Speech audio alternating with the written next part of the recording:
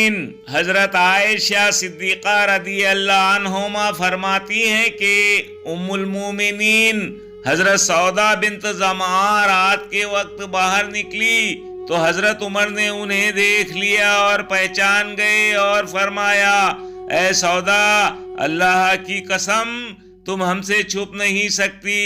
जब हजरत सौदा वापस आप सल्लल्लाहु अलैहि वसल्लम के पास आई और उस वाक़े का जिक्र किया, आप मेरे हुजरे में शाम का खाना तनावुल फरमा रहे थे।